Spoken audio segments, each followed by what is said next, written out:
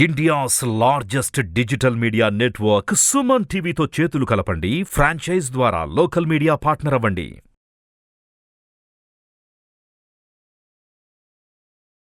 ఓం శ్రీ గురుభ్యో నమః. నవంబర్ మాసంలో మనం కన్యారాశి వారికి చూద్దాం. కన్యారాశి వారికి నవంబర్ మాసంలో ఏ విధంగా ఉంటుంది అని.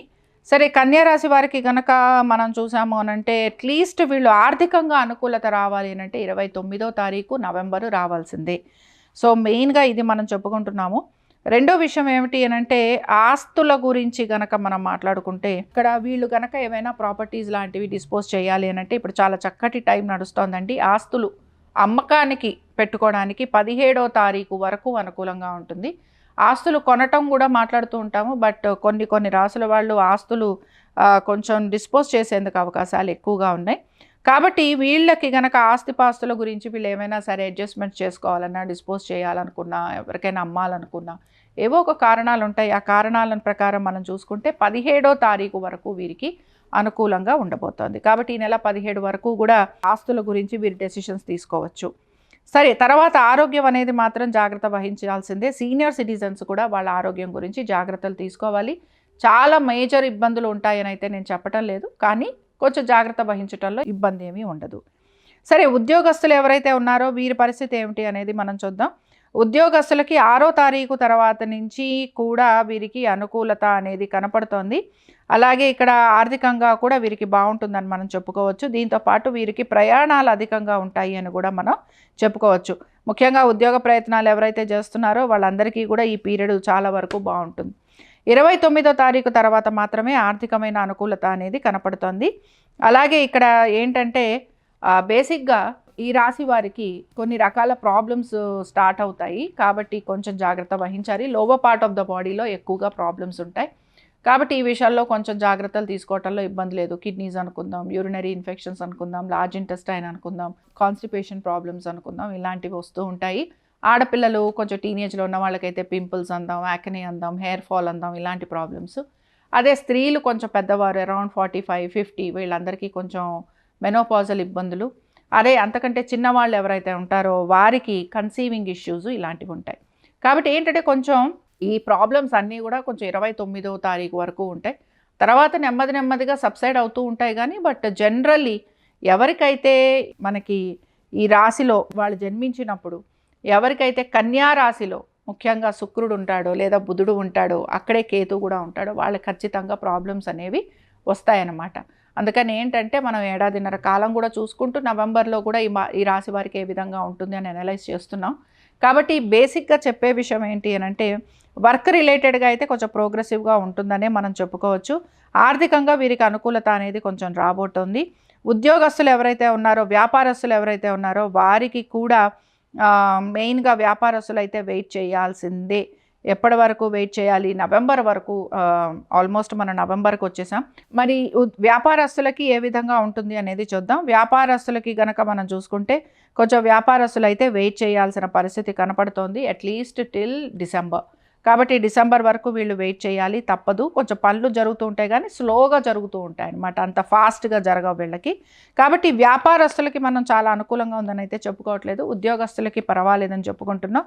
కుటుంబ పరంగా కూడా కొంతవరకు పర్వాలేదు. ఆర్థికంగా మనం చూసుకుంటే బ్యాంకుకి సంబంధించినవి కానీ, ఫ్రెండ్స్కి సంబంధించిన ఆర్థిక లావాదేవీలు ఏవైతే ఉన్నాయో, అప్పులు ఏవైతే ఉన్నాయో వాటిని తీర్చే ప్రయత్నం మాత్రం ఈ రాశి వారు ఖచ్చితంగా చేస్తారు. 17వ తారీఖు వరకు కూడా వీరికి చాలా వరకు అనుకూలంగా ఉందనే మనం చెప్పుకుంటున్నాం. కాబట్టి ఇక్కడ సంతానానికి కూడా కొంతవరకు అభివృద్ధి కనపడుతోంది. కానీ సంతానానికి కూడా పనులు అనేవి కొంచెం ఆలస్యంగా అవుతూ ఉంటాయి. అలాగే వాళ్ళకి ఉద్యోగ పరంగా కూడా మెయిన్గా 29 రావాల్సిందే. కాబట్టి ఎలా చూసుకున్నా కూడా వీళ్ళకి కూడా మిక్స్డ్ రిజల్ట్స్ ఇస్తోంది. అంతా చాలా పాజిటివ్గా వీళ్ళకి కనిపించట్లేదు. కొంత పాజిటివిటీ ఉంది, కొంచెం ఆర్థికంగా అనుకూలత ఉంది, కానీ మిగతా విషయాలలో మాత్రం ప్రయత్నపూర్వకంగానే వీళ్ళకి పనులు జరుగుతాయని మనం చెప్పుకోవాలి. కాబట్టి మరి ఈ రాశి వాళ్ళకి ఇక్కడ ఇందులో ఉన్న నక్షత్రాల వాళ్ళు ఎవరైతే ఉన్నారో వారి పరిస్థితి ఏడాదిన్నర కాలం ఎలా ఉంటుంది, ముఖ్యంగా ఈ నవంబర్ మాసం ఎలా ఉంటుంది అనేది చూద్దాం. ఇప్పుడు ఈ ఉత్తరా నక్షత్రం వాళ్ళు ఎవరైతే ఉన్నారో వీరికి మాత్రం ఆరోగ్యపరమైన ఇబ్బందులు ఖచ్చితంగా కనపడుతున్నాయి. హాస్పిటల్ విజిట్స్ అలాంటివి ఉండేందుకు అవకాశాలు ఉంటాయి. వీటితో పాటు ఖర్చులు విపరీతంగా ఉంటాయి. నమ్మిన వాళ్ళే మోసం చేసేందుకు అవకాశాలు కనపడుతూ ఉంటాయి.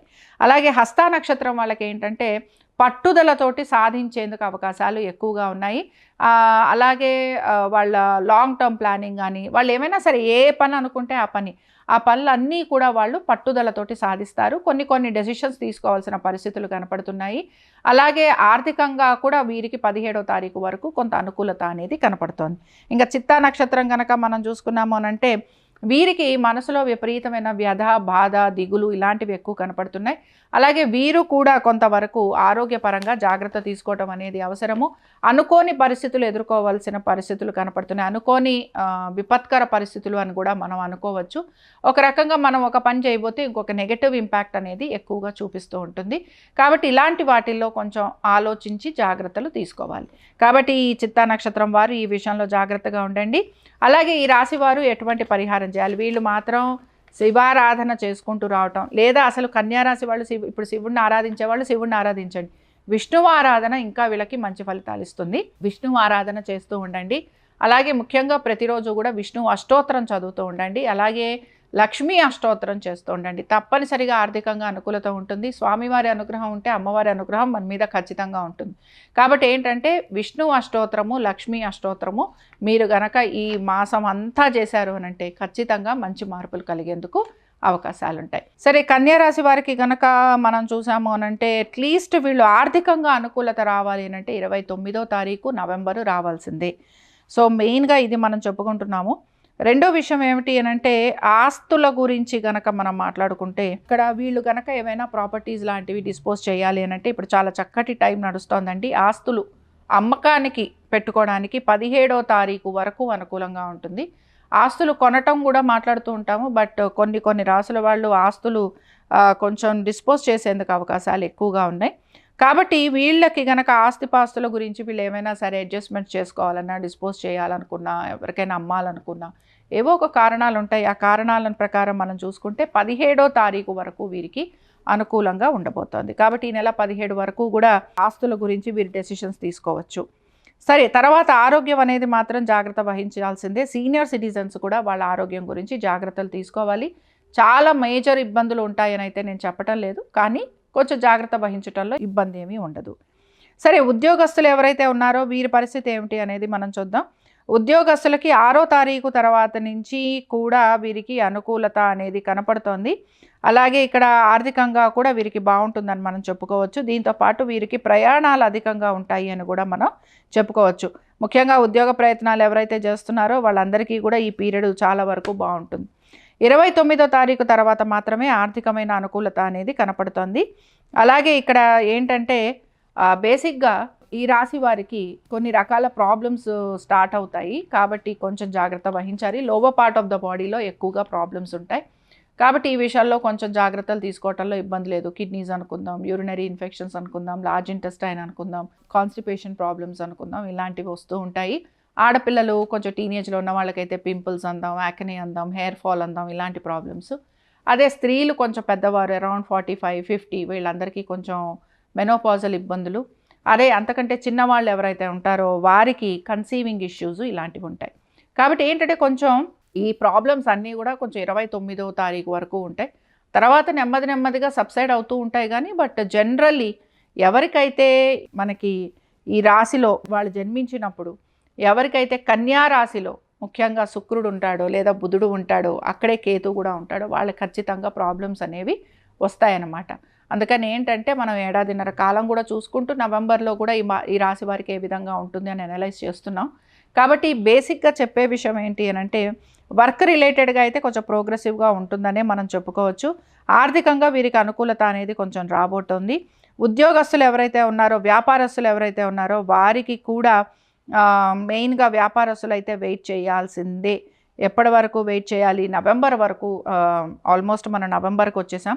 మరి వ్యాపారస్తులకి ఏ విధంగా ఉంటుంది అనేది చూద్దాం. వ్యాపారస్తులకి గనక మనం చూసుకుంటే కొంచెం వ్యాపారస్తులు అయితే వెయిట్ చేయాల్సిన పరిస్థితి కనపడుతోంది అట్లీస్ట్ టిల్ డిసెంబర్.